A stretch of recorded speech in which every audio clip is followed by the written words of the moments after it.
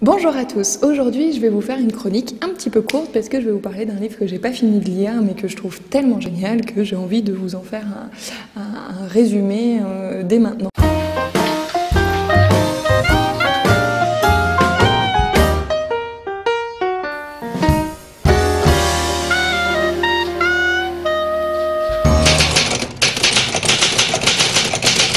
Je suis en train de lire un recueil de nouvelles de Wodehouse qui reprend tous les récits qui ont pour personnage principal Jeeves. Alors il y a Allez-y Jeeves, Souriez Jeeves, etc., etc. Il y a plein de choses avec Jeeves.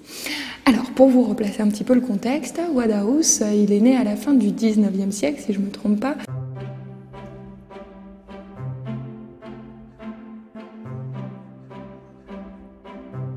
Le personnage principal de Wodehouse n'est pas le narrateur. Le narrateur, c'est une espèce de reliquat de l'aristocratie britannique. Wodehouse est anglais.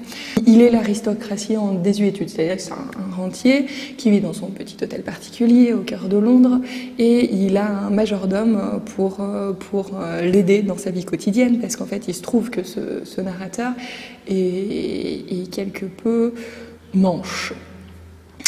Et il a bien besoin dans sa vie quotidienne de se faire accompagner par un personnage beaucoup plus fin qui est le héros et qui s'appelle Jeeves.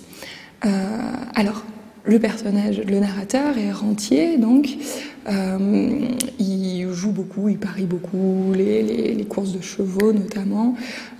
Il a un cercle d'amis, notamment un jeune benet appelé Little Bingo, et à qui il arrive sans cesse des aventures extraordinaires parce qu'il tombe amoureux toutes les 2 minutes. Et il se met toujours dans des situations qui sont totalement inextricables et vient toujours Jeeves et sa finesse qui, tout en discrétion, réussit à démêler, à dénouer toutes ces situations problématiques.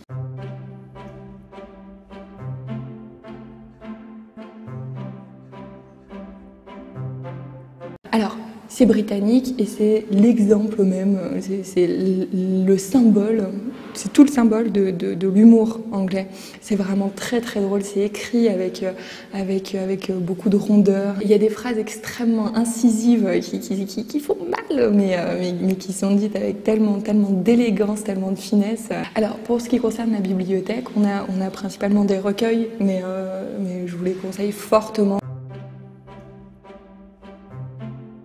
Au niveau de la temporalité, les récits pourraient être à peu près indépendants les uns des autres, mais surtout en ce qui concerne les aventures de Little Bingo, il y a quand même souvent des échos à l'histoire d'amour qui vient de passer. Donc c'est quand même bien de les lire les uns à la suite des autres.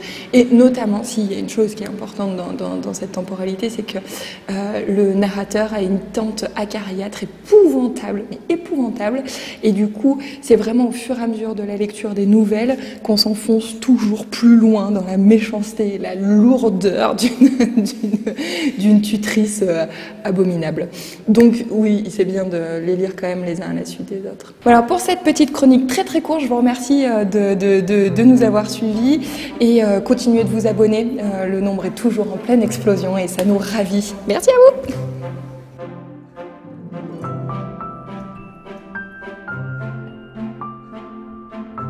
D'ailleurs, il y a une des nouvelles qui s'appelle Courez-y, Jeeves.